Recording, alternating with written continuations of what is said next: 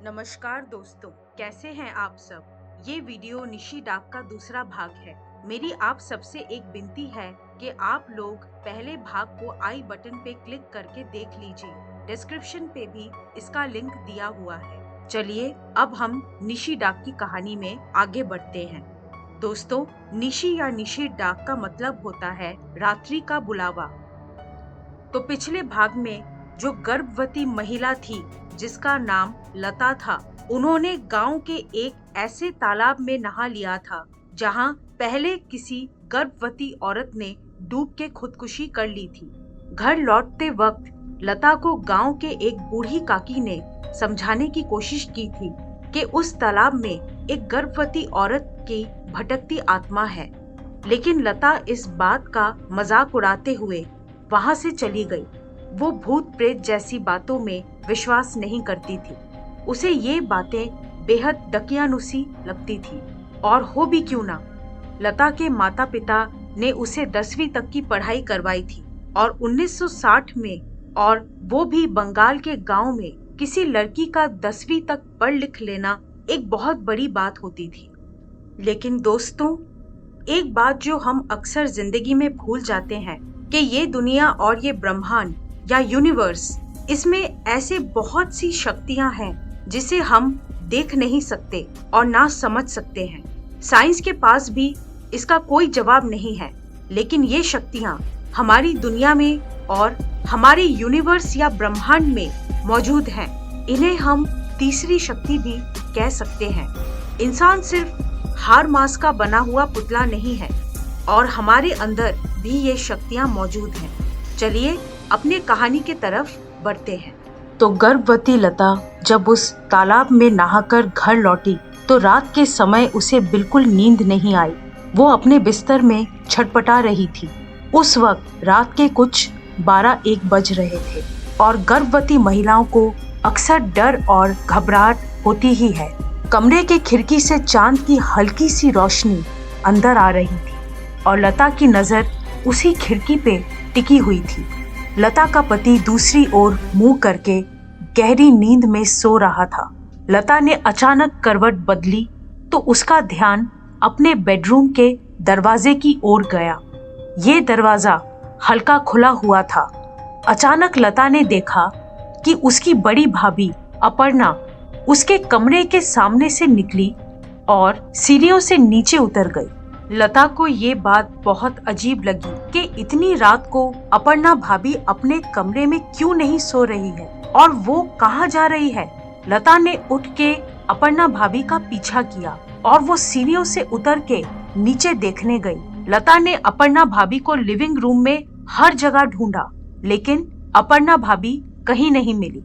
अचानक दरवाजे पे किसी ने खटखटाया और कहा कि छोटी, दरवाजा खोल, मैं बाहर हूँ। ये अपर्णा भाभी की आवाज थी। वो लता को छोटी बुलाती थी, लेकिन सोचने वाली बात ये है कि इतनी रात को अपर्णा भाभी बाहर क्या कर रही थी। जब अपर्णा भाभी घर से बाहर निकली तो अंदर से दरवाजा किसने बंद किया, और घर के दरवाजे के बाहर खड़ी अपर्णा भाभी को कैसे पता कि लिविंग रूम में लता खड़ी है। दोस्तों, क्या आपको कुछ भी अजीब नहीं लग रहा यहाँ पे? याद रखिए कि जो कहानी मैं आपको सुना रही हूँ, इसे सिर्फ एक कहानी समझकर ही सुनिए। इसे असली जिंदगी में मत जोड़िएगा। लेकिन अगर कहीं आपके साथ कोई अजीब हादसा हुआ है जिसे आप किसी को समझा नहीं सकते, तो वो आप हमारे कमेंट सेक्शन में लिख दीजिए। हाँ, अब हम कहानी पे वापस आते हैं। तो लता ने जब घर के मेन डोर के बाहर खड़ी अपर्णा भाभी की आवाज सुनी तो उसने तुरंत जाके दरवाजा खोल दिया। लता, जैसे कि मैंने कहा, कि काफी पढ़ी लिखी थी और भूत प्रेत जैसे चीजों में विश्वास नहीं करती थी, तो निशी डाक पर कैसे विश्वास करती कि एक बार बुलाने पे दरवाजा नहीं खोलते। तो अब लता ने जाके जैसे ही दरवाजा खोला तो सामने कोई नहीं था। सामने सिर्फ जंगल नजर आ रहा था, और हल्की ठंड थी, और ढेर सारा कोहरा था। आप में से जो लोग गांव में रहते हैं, जिनका घर जंगलों के आसपास है, वो इस बात को अच्छी तरह से समझते होंगे कि रात के समय जंगल कितने डरावने लगते हैं। ऊपर से ठंड और कोहरा, जब जंगल ठीक से नजर भी नहीं आता है। खैर, लता ने देखा कि अपर्णा भाभी बाहर नहीं है। अचानक लता को ये आभास हुआ कि एक हवा के झोंके ने उसे छुआ है।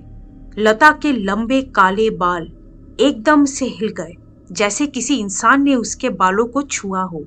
अपर्णा भाभी को सामने ना देख के लता घर के मेन डोर को बंद करके अपने कमरे में सोने चली गई। अगले दिन जब लता का पति कार्तिक नींद से उठा और उसकी नजर अपनी पत्नी लता पे पड़ी तो वे हैरान हो गया था। मानो उसे विश्वास ही नहीं हो रहा था जो वो देख रहा था। लता चैन से सो रही थी, लेकिन उसका गर्भ गिर चुका था। पूरे बिस्तर पर सिर्फ खून ही खून था। बिस्तर से खून बहते हुए सफेद फर्श पर टपक रहा था, लेकिन लता बेहोश होकर सो रही थी, मानो उसे कोई दर्द का आभास नहीं हो रहा था। ये सब देख के कार्तिक लता का नाम लेते हुए चिल्ला उठा, क्योंकि लता 7 महीने गर्भवती थी। दोस्तों, लता और उसके परिवार के साथ आगे क्या हुआ, ये जानने के लिए निशी डाक के तीसरे और आखिरी भाग का इंतजार करिए।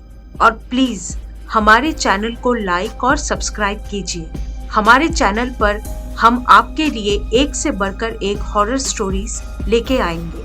आपके प्यार और सपोर्ट की हमें बहुत जरूरत है। तब तक दोस्तों, आप हमारे एक और बेहतरीन हॉरर स्टोरी बिनाग्राम का भूत देख सकते हैं। लिंक आपको डिस्क्रिप्शन में मिल जाएगा। बिनाग्राम का भूत एक ऐसे पिता की कहानी है जो अपनी बेटी की जान बचाने के लिए एक भूतिया बंगले में खजाने की खोज करने चला जाता है। हमें अपना कीमती समय देने के लिए धन्यवाद दोस्तों।